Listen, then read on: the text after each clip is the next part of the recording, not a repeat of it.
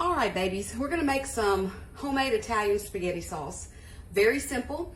You're gonna need some vegetable oil, some olive oil, 2 cans of whole peeled tomatoes, some garlic powder, a 1/4 cup measuring cup, and some measuring spoons.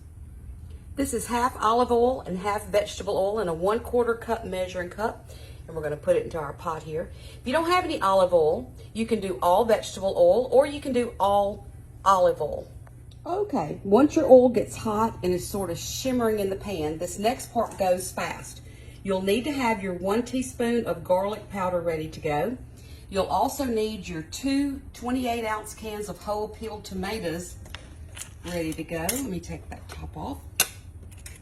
You're gonna take your garlic powder, you're gonna sprinkle it into that hot oil, and you're gonna stir it quickly.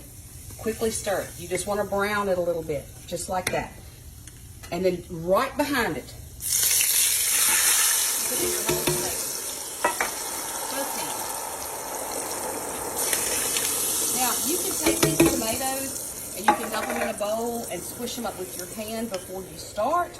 But I actually like using my immersion blender, stick blender, whatever you want to call it.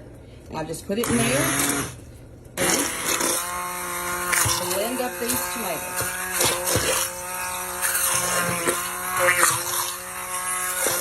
I blended this all up. Now you can leave it chunkier if you like it that way.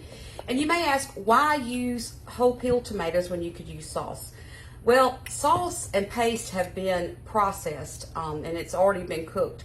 These whole peeled tomatoes are the closest to freshest tomatoes that you can use without actually using a fresh tomato. So it's really best to use the whole peeled tomatoes and not diced. Diced tomatoes add, I think, a citric acid to them so that they'll hold their shape, so they don't really break down at all when you're trying to make a sauce like this.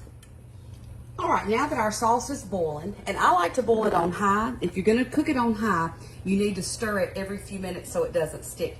You can also turn the sauce down on low and let it cook for an hour or more.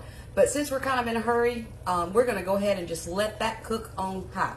I'm going to start frying the meatballs that we made earlier. Now this is just a little bit of vegetable oil in a skillet.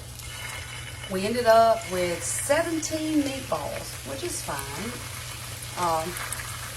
All about the same size. I hope they'll all fit in the skillet. Normally they will. Let's see. And the heat on the skillet, right, we're turning the meatballs over now. Put the other side. Our sauce is steady boiling away and reducing, which will make it thicker. All right, the meatballs are done, so what I'm going to do now is just take them and drop them straight into the sauce. You can lower this and cook it up to an hour if you want to. What I normally do is just put them into the sauce and then turn it on low, cover it, and I will get my big pot of pasta going, and by the time the pasta's done, the spaghetti and meatballs are done. Okay, this is my pasta pot. I couldn't find the lid, so I just put a plate on it. You can put anything on top of a pot to serve as a lid. The reason I want a lid on this is it will boil faster if you have a lid. It traps in all the heat. Let's go ahead and remove that. Yeah, it's boiling. Okay, we're going to put in 1 pound of pasta. 1 pound of pasta is enough to feed 4 people with 2 cups per serving. And it actually fits around my hand, so I know that that's a pound. I know that'll feed 4 people. I'm just going to drop all that in. We're going to give it a stir, and we're not going to put the lid back on.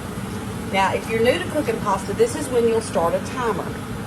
Just follow the package directions. When you're old like me, you can kind of stir it and know when it's done. Let's check on our sauce too while we're over here. Oh yeah, that looks great. Give that a stir. See how it's thickened up? It's gotten much thicker, and it'll even get more thick as we let it cook. So we're going to put the lid back on that and let it simmer some more while our spaghetti noodles are cooking. In my pasta pot, I have 1 gallon of cold water to start with and a tablespoon of salt. Wanted to let you know that. And I'm actually going to time this spaghetti. It's just regular spaghetti noodles. The package said 10 minutes, so we're going to cook it for 10 minutes and see if that's the right amount of time. Okay, the spaghetti noodles actually took 12 minutes, which is fine. Here's our sauce. I've drained the noodles and put them in this pasta bowl. And what we're going to do is take a little bit of just the sauce, not a meatball, but a little sauce, and we're going to mix it into this pasta so that it won't stick. So let me mix that around. Okay, now here's how a typical serving is going to go. A typical serving of spaghetti and meatballs is about 2 cups of noodles. So we're just going to put some noodles on there. There we go. Get back on that plate. I ended up with 17 meatballs, so I'm just going to put a few. Let me do it like this. Just a few meatballs and some sauce, and you can see how thick the sauce got. Very, very thick sauce. You don't need a lot of sauce like you do when you eat what I like to call redneck spaghetti, which I love redneck spaghetti, and we'll do that on another one. But there's your spaghetti and meatballs. I cleaned up the plate a little bit, and I'm going to get a little close-up shot of that.